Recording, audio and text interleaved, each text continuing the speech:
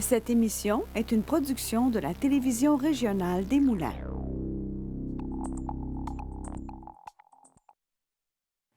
Aujourd'hui au bulletin, un cours du Cégep de l'Assomption qui bénéficie au milieu communautaire, une soirée d'accueil haute en émotion pour les nouveaux arrivants de la MRC des Moulins et les usagers du transport adapté réclament une offre de services de qualité et sécuritaire. Je suis Charles Lantier et bienvenue à votre bulletin d'actualité régionale.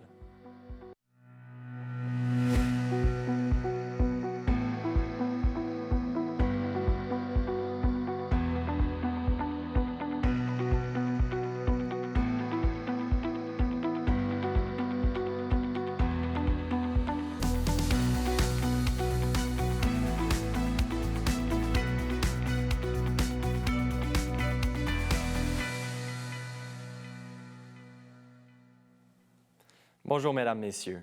C'est mercredi, dans le cadre du cours Engagement Collège-Communauté, que plusieurs élèves du Cégep de l'Assomption ont présenté des projets auxquels ils avaient participé afin de répondre à un besoin émanant du milieu communautaire. Les membres des médias avaient été invités à la présentation des différents projets. Voici le reportage. Et le cours s'appelle ECOM. En fait, c'est un acronyme pour Engagement Collège-Communauté. Cette session-ci, il y avait 13 étudiants. C'est un cours qui a déjà eu lieu dans le cadre d'un autre profil, mais le programme de sciences humaines a été revampé par le ministère et on a un nouveau profil qui s'appelle Individus, communauté et mobilisation citoyenne. Et c'était la première fois que le cours se donnait là, dans le cadre de ce profil-là. Le cours, c'est 75 heures dans la session, donc 5 heures par semaine, divisé en 2 blocs, là, 3 heures, 2 heures. Et les étudiants, au premier cours, on leur présente une fiche de projet. En fait, chaque projet a sa fiche et ils forment des équipes en fonction de leur intérêt pour un projet. Et donc, c'est la première étape. Ensuite, ils doivent rencontrer leur futur mentor, donc tout l'aspect communicationnel, d'écrire un courriel, comment on entre en contact, pour vraiment bien comprendre le mandat qu'il leur a donné. Et la première partie de la session, c'est la planification. Et puis la deuxième partie, on est vraiment dans la réalisation du projet jusqu'à l'aboutissement là, qui est celui d'aujourd'hui. Nous, on a décidé de mettre de l'avant cette année un gala pour souligner le travail qui est fait par les organisations communautaires dans la MRC l'Assomption. Donc, c'est un gala qui vient souligner les 35 ans de mobilisation. Et on s'est dit, wow, quel beau grand mandat à réaliser. Et ça faisait longtemps qu'on avait le goût de soumettre un projet à ECOM. Puis on s'est dit, ouais, je pense que là, on tient quelque chose d'intéressant pour la gang. Donc, depuis septembre, on a vraiment collaboré puis monté le projet avec les étudiants pour en arriver à avoir un résultat que je peux considérer vraiment comme spectaculaire pour notre gala le 22 novembre là, dernier. En fait, il y avait 11 étudiants qui étaient séparés en 4 équipes. On avait logistique, animation, graphisme et l'équipe plus montage vidéo. Donc, c'est ça, avec cette belle gang-là, là, on a cheminé jusqu'à la fin novembre. C'était pour nous une opportunité en or de leur permettre d'explorer différents types de compétences, justement. Tu sais, même jusqu'à aller à faire de l'animation. Je trouve que c'était vraiment un beau projet dans ce cadre-là, justement. En fait, nous, ce qu'on devait faire, c'était pour les 35 ans de la CDC, d'animer la soirée et d'écrire les textes et même de planifier aussi... comme de trouver un artiste, de choisir à quelle heure ça commence, comment on allait remettre les prix durant la soirée. Puis on a travaillé avec la CDC, dont Julie et Sébastien. Ben moi, j'ai aimé ça de pouvoir sortir des cours magistraux, fait que de vraiment pouvoir utiliser mon imagination puis ma créativité dans le cadre d'un cours. J'ai vraiment apprécié ce projet. Au départ, je trouvais ça gros, mais j'aime relever des défis, j'aime la nouveauté. Donc, pour moi, c'était vraiment un beau projet, là, puis j'ai vraiment apprécié travailler avec les filles. On a appris à communiquer avec notre mentor, nous-mêmes, les trois ensemble, les équipes. Donc, je pense que ça nous a beaucoup évolué en tant que personne. Mais pour ma part aussi, j'ai appris à comme plus persévérer. C'est quelque chose que j'ai en moi, mais de faire face à des défis vraiment comme concrets pour quelque chose qui va se passer dans les prochaines semaines, ça m'a vraiment appris à persévérer, à être résiliente, puis à user des forces et des faiblesses de tout le monde pour pouvoir y arriver. Puis ça nous donne aussi un aperçu du marché du travail. Ça va être quoi plus tard de devoir communiquer avec nos collègues et tout, là. Puis aussi, pour moi, le gala, tu sais, c'était devant un grand public. Fait que c'était une sorte d'anxiété un peu. J'ai réussi à relever ce défi-là, je trouve, pour moi. En fait, c'est un frigo communautaire, donc tu peux autant donner que prendre, mais tu n'es pas obligé de donner pour prendre. C'était vraiment important pour nous parce que dans le contexte qu'on a en ce moment des étudiants, les étudiants sont en précarité financière. Donc, on a vu dans le bilan fin 2024 qu'il y a un étudiant sur 5 qui vont avoir recours à des banques alimentaires dans les études postsecondaires. Donc, on voit que c'est un besoin que les étudiants ont. C'est vraiment quand il y a eu la liste de choix que quand on a vu justement le fait du frigo, on s'est vraiment dit « Ah, ça sort du lot puis ça touche en fait nos valeurs, je pense, communes » en disant que on veut être là pour les étudiants. Puis c'était vraiment, comme on l'a mentionné tantôt, une œuvre genre faite par les étudiants pour les étudiants. Donc c'est un peu ça le principe, c'est un peu rendre à la communauté. C'est vraiment la gestion de projet, comme on l'a mentionné tantôt, genre l'idée d'avoir à gérer puis à créer un projet de A à Z, c'était quelque chose de quand même, je pense, totalement nouveau. Je pense que c'est le premier cours qu'on a que vraiment on a un projet, mais on n'a pas une ligne, on a une ligne directrice qui est d'accomplir le projet, mais on n'a pas vraiment de qu'est-ce qu'on doit faire et tout. Donc ça nous a été, ça nous aide dans notre autonomie puis aussi dans les métiers qu'on veut faire plus tard. Et avec ça, la communication aussi, on a appris que on a toutes nos forces et nos faiblesses, puis ça aide dans une équipe, et c'est comme ça qu'on a eu un succès pour le frigo communautaire. Que la communication, c'est vraiment important. Ça peut beaucoup jouer des tours, ça peut jouer beaucoup de malentendus, mais si ça marche bien, au contraire, on va tout être plus productif. Et c'est ça. L'important, c'est de communiquer et de savoir ce que les autres veulent en même temps de ce que nous, on veut.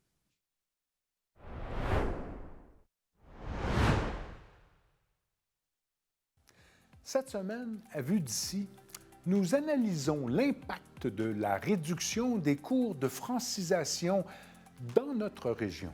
Et c'est une question cruciale pour l'inclusion des nouveaux arrivants. Et à l'approche du temps des fêtes, bien, on se doit de vous parler d'Opération Nez Rouge. On vous donne les dates, comment devenir bénévole et les contacter. Et nous, c'est jeudi 18h.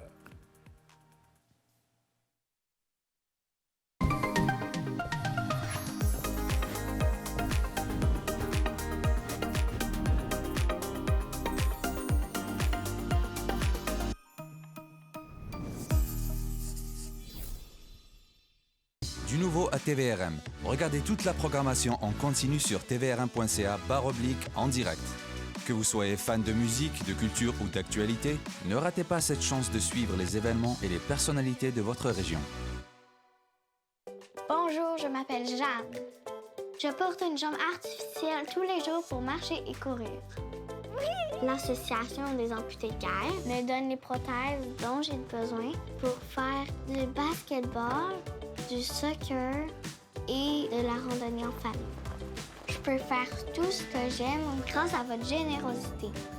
Quand vous donnez aux amputés de guerre, vous aidez les enfants comme moi. Merci!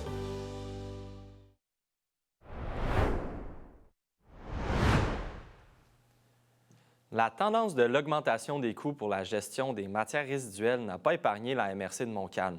Celle-ci informe ses citoyens d'une hausse des coûts pour l'année 2025. L'augmentation de plus de 35 % par rapport à 2024, qui est attribuable entre autres à la hausse du prix du carburant et à la pénurie de main-d'œuvre. La MRC de Montcalm invite chaque citoyen à pratiquer une gestion responsable de ces matières résiduelles afin d'atténuer les impacts de cette hausse. Le service de police et la Fraternité des policiers de Terrebonne remercient les 142 donneurs qui ont participé à la 5e édition de sa collecte de sang annuelle. Grâce à eux, ce sont plus de 347 produits qui pourront être transfusés. Soulignons que le jeune président d'honneur, Sami El Farah, était présent, lui qui doit recevoir un don de plasma chaque semaine pour sa survie. D'autre part, c'est dans un esprit d'accueil et de solidarité que la MRC des Moulins a organisé le 28 novembre dernier sa cérémonie civique annuelle d'accueil des personnes issues de l'immigration qui ont choisi de s'installer sur le territoire moulinois. Plusieurs instances étaient présentes sur place, dont la Ville de Terrebonne, la Ville de Mascouche et l'organisme Aminat. Je vous invite à regarder un résumé de la soirée avec un des discours qui a été livré aux gens présents sur place. L'événement de ce soir, qui a pour but d'accueillir officiellement nos résidentes et résidents issus de l'immigration qui se sont installés récemment à Terrebonne ou à Mascouche. Depuis 15 ans, de nombreuses personnes et familles immigrantes sont accueillies, soutenues et informées chez Aminat. Elles participent à nos activités, partagent leurs préoccupations, leurs peines, leurs choix, dans une ambiance conviviale. Des liens d'amitié se créent. Puis un jour, elles partent, que ce soit pour un emploi, une formation ou un déménagement. Bien que la séparation soit émotive, nous sommes heureux car notre mission est accomplie. Elles ont pris leur envol. On dit souvent à nos participants qu'on ne fait pas de grands miracles, ni de grandes promesses, et que le chemin de l'intégration est long, plein de défis. Et c'est à chacun de travailler pour. Alors, à ceux qui ont trouvé un emploi, vous venez de surmonter le gros obstacle de la première expérience québécoise. À ceux qui font la francisation, je leur dirai bravo, on salue votre courage et votre ténacité. Je suis certaine que vous allez aimer, tout comme nous, cette belle langue qu'est le français. À ceux qui vont choisir de se former, osez trouver votre passion, car vous êtes dans un pays où tout est possible. À ceux qui déménagent ailleurs, bonne route. Immigrer ne vous fait plus peur. Vous y avez pris goût. Sachez que notre porte vous sera toujours ouverte.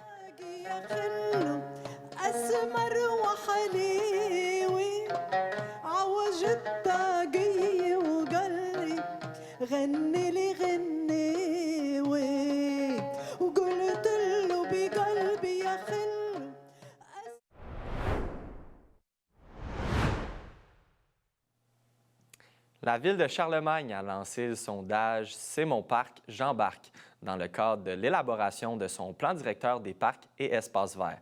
Cet outil de planification établira le plan d'action pour l'aménagement, l'entretien et le développement des parcs et espaces verts sur le territoire de Charlemagne.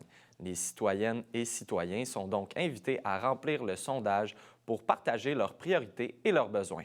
Le sondage est disponible sur le portail citoyen ainsi que sur le site Internet de la Ville. Par ailleurs, vous avez en fait jusqu'au 22 décembre prochain pour participer à une enquête régionale sur la mobilité active dans la Naudière. Initiée par le Conseil régional de l'environnement, cette enquête vise à mieux comprendre les habitudes de déplacement de la population lanaudoise. Les données recueillies permettront de comprendre le potentiel de développement de la mobilité active et de mettre en lumière les obstacles et les freins à sa pratique.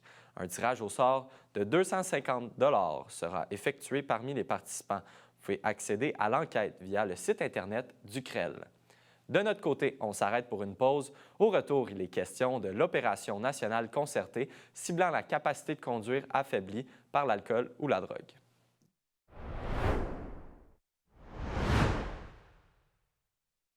Les productions vidéo Don Quichotte. Une vidéo pour votre entreprise.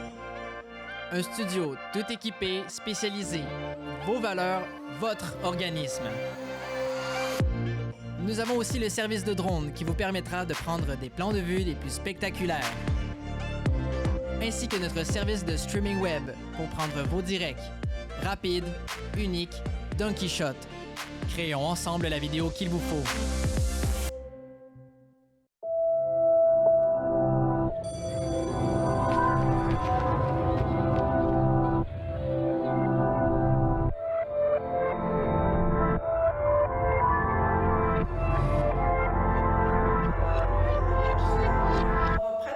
La Fondation Maman Dion aide les enfants à avancer dans la vie en leur fournissant du matériel scolaire et des vêtements. Donnez généreusement.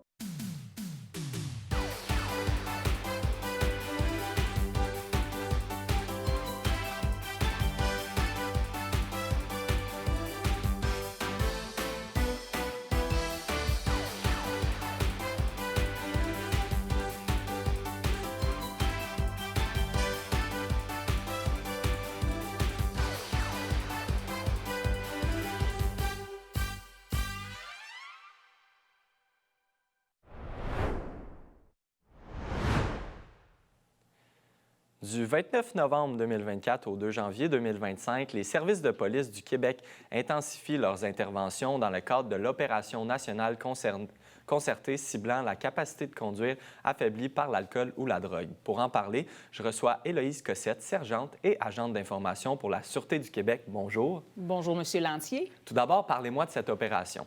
Donc, Opération nationale concertée, c'est le terme qui désigne que tous les corps de police du Québec, incluant les corps de police autochtones aussi, on s'associe pour une même cause. Et pour le mois qui vient, c'est vraiment par rapport à la lutte à l'alcool et à la drogue au volant. Donc, il va y avoir des interventions, et on va les intensifier et également un volet préventif, sensibilisation à tout ça. Donc, tous les corps de police, que ce soit sur les corps de soir, de nuit, entre autres, vont effectuer des contrôles routiers.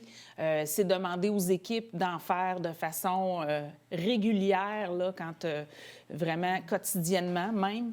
Et puis, c'est vraiment dans un but de conscientiser aussi les gens que la solution, elle est simple. Prévoyez votre retour à la maison. Comme ça, vous ne vous retrouverez pas dans une situation où vous voulez retourner chez vous, vous avez bu un peu, ou vous avez consommé des drogues, puis on prend la chance de s'en aller à la maison. Cette opération-là, elle est nécessaire. Elle revient d'année en année. Puis je pourrais vous dire que sur notre territoire, dans la Naudière, les postes de la Sûreté du Québec arrêtent à chaque année autour de 450 conducteurs intoxiqués sur les routes. C'est ça, ça a déjà commencé aussi d'ailleurs, puisqu'on le mentionnait le 29 novembre. Donc, ça a commencé déjà un peu partout dans la région de la Naudière, là. Oui, tout à fait. J'ai eu la chance de me rendre sur une opération où on faisait des contrôles de conducteurs. Il y a des gens qui passaient devant nous, on les vérifiait parce qu'il y avait une odeur de cannabis, par exemple. Ils conduisent, c'est évident qu'ils viennent de consommer du cannabis. Donc, on a été en mesure de leur faire une série de tests pour voir s'ils étaient aptes à conduire. Le volet de l'alcool aussi, on a soumis des gens aux dépisteurs, si je peux le dire ainsi, sur le bord de la route qui fournissent un échantillon d'haleine. Donc, c'est une période de l'année qui est festive, mais vraiment, on est aux aguets et on fait des interventions, on arrête des gens. Malheureusement, ça se répète d'année en année, mais on se doit de faire le travail, puis on espère qu'avec toutes les alternatives, que ce soit l'opération Nez Rouge, un ami, si les gens planifient leur retour à la maison, bien, on ne devrait pas les retrouver, avoir affaire à eux. Vous en parliez des chiffres, notamment, là, vous pouvez les renommer, mais c'est des chiffres très évocateurs par rapport à la prévention, encore beaucoup de place à prendre et c'est très important, j'imagine. Il y a les corps de police municipaux qui sont tous limitrophes avec nous dans la Naudière, Terrebonne, Repentigny, tout ça. Puis nous, la Sûreté du Québec, si on arrête 450 conducteurs encore intoxiqués sur nos routes à chaque année, c'est plus qu'un par jour. Donc, il reste la sensibilisation du travail à faire. Puis même au Canada, c'est 70 000 conducteurs par année qui se font arrêter. Il y a des conséquences à ça. On est une bombe à retardement quand on est intoxiqué sur la route. Ça coûte des milliers de dollars, les procédures judiciaires. Suspension immédiate du permis de conduire pendant 90 jours au Québec quand on se fait prendre. Donc, puis ça, c'est sans compter que si on a été impliqué dans un accident ou blessé des gens ou carrément les collisions mortelles, on sait que dans 25 des accidents mortels, les gens avaient consommé alcool ou drogue. Donc, il y a des conséquences à ça. Et puis, ce qu'on voit qui change dans le portrait des policiers, c'est qu'on dirait que ça se produit à toute heure du jour, là, des gens intoxiqués par la drogue, notamment. Ça, c'est comme en augmentation. Le nombre total de gens qu'on arrête demeure le même, mais il y a plus la proportion drogue, alcool. Ça tend à un petit peu changer. L'alcool étant toujours la cause principale. Au niveau de la logistique, j'imagine que les agents sont très bien formés. C'est un genre de contrôle qui revient notamment, oui, plus fréquemment dans cette période-ci, mais qui revient un peu partout dans l'année. Donc, les agents sont très bien formés, là. Oui, lorsqu'on a des soupçons qu'une personne soit consommée drogue ou alcool, il y a des tests qui peuvent être effectués, comme le test de marcher sur une ligne. Également, le dépisteur avec un échantillon d'haleine sur le bord de la route, là, on peut vérifier au niveau du taux d'alcool possible. Et puis, des fois, les gens sont carrément trop intoxiqués qu'on les arrête directement. Et puis, et par la suite, bien, l'arrestation, les procédures au poste, ça peut aller jusqu'à un échantillon de substances corporelles, que ce soit de l'urine, prise de sang. Ça dépend des situations où on obtient vraiment le portrait de ce que la personne a dans son sang, est intoxiquée à quoi. Donc, c'est vraiment le travail de base du policier, peu importe, là, dès l'école de police, dès leur formation, ils sont formés pour intervenir dans ces situations-là. Et puis, ça devient malheureusement notre quotidien. Et puis, on espère que les gens... vont trouver des alternatives. Exactement. Et la prévention va servir. Merci beaucoup, sergente Héloïse Cossette de la Sûreté du Québec, d'être venue nous visiter en studio. Ça fait plaisir.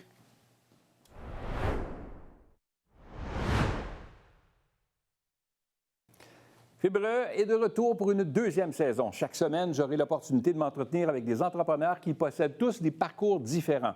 On découvrira ensemble les diverses facettes de leur personnalité, leur motivation, les défis et bien sûr la passion qu'ils ont pour l'entrepreneuriat. Une nouvelle saison avec une nouveauté cette année, Fibreux Extra, 8 entrevues avec des spécialistes sur le financement, le droit des affaires, les assurances et bien d'autres sujets afin de bien vous outiller. C'est ici même sur MaTV Lanaudière.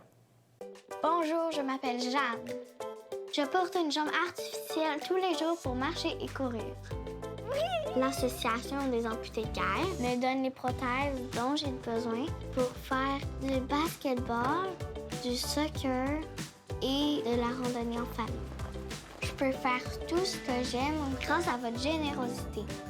Quand vous donnez aux amputés de guerre, vous aidez les enfants comme moi. Merci. Écrivez votre histoire et laissez un souvenir mémorable à vos proches. Dans cet album, retrouvez entre autres vos plus belles photos, des mots d'amour, vos recettes incontournables, des dessins précieux et des informations importantes. Saisissez les moments les plus significatifs de votre vie et laissez votre trace aux générations à venir. L'album L'école de ma vie, disponible dans tous les Jean Coutu participants.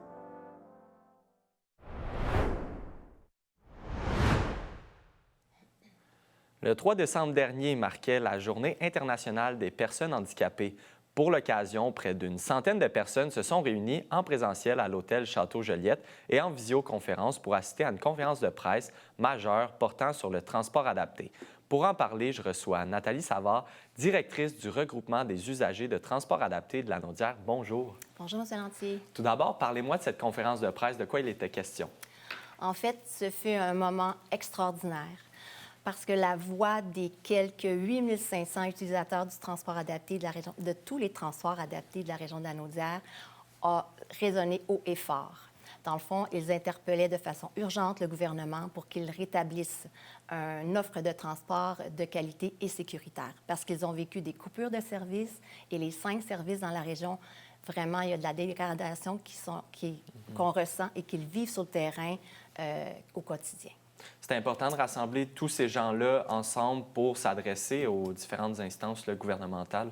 C'était ça qui était fort lors de la conférence de presse parce que c'était les usagers qui prenaient la parole. Il y a eu des témoignages poignants et également était présente la conseillère politique régionale qui représente le caucus des députés, donc qui était là pour entendre et vivre ce moment où le premier ministre était interpellé directement. Parce qu'il faut que les choses changent. Et c'était le meilleur cadre, en fait, en lien avec cette journée-ci. J'imagine que au travers des demandes, vous avez formulé les lacunes qui sont présentes là, dans le système qui est établi dans la Lanaudière. Tout à fait. Dans le fond, on a nommé, évidemment, toutes les problématiques que les gens vivent depuis plusieurs années, que ce soit les retards récurrents, des personnes oubliées, les services de transport qui dans le fond, respectent pas les droits des usagers en raison des horaires qui changent tout le temps. Une personne, à titre d'exemple, qui veut aller travailler, quand le transport arrive en retard ou vient les chercher trop tôt, c'est des heures de travail qu'ils perdent. C'est pas tous les employeurs qui sont prêts à accepter ça. Donc, il y a des pertes d'emploi. Il y a plein de raisons. Ça a été nommé, les témoignages étaient vraiment nombreux. Puis c'est ça qui a fait la force de cette conférence de presse lors de la Journée internationale des personnes handicapées. Est-ce qu'au niveau des lacunes, il y a certains avancements au fil du temps ou, au contraire, là, ça fait vraiment plusieurs années là, qu'on est figé dans le temps? Là? C'est une excellente question. En fait, on est intervenu à plusieurs reprises au fil des dernières années. Moi, ça fait bientôt 23 ans. Je suis dans ma 23e année.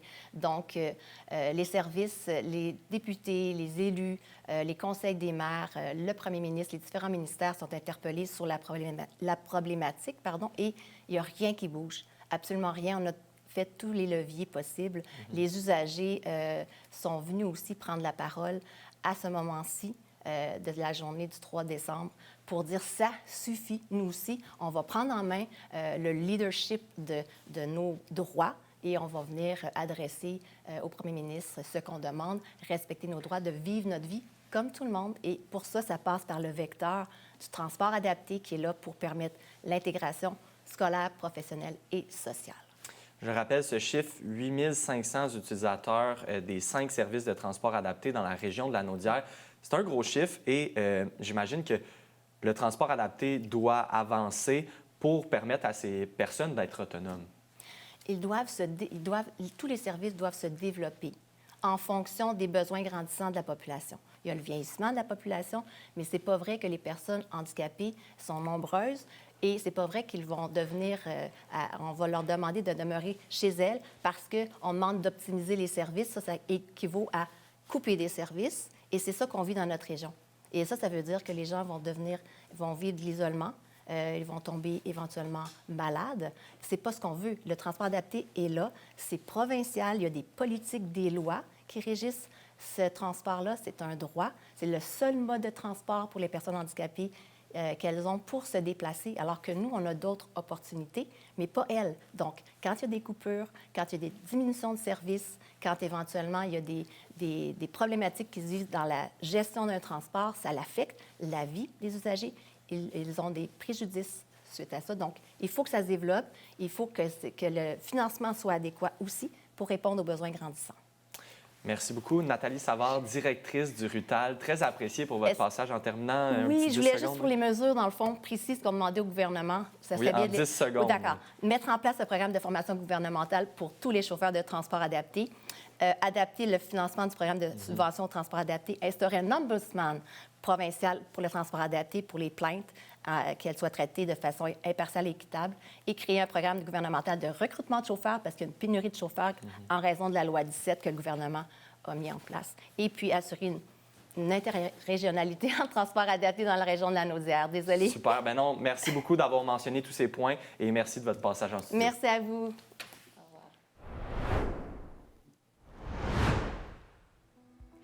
C'est ce qui conclut votre bulletin d'actualité régionale. Merci d'avoir été des nôtres. On se retrouve mardi prochain.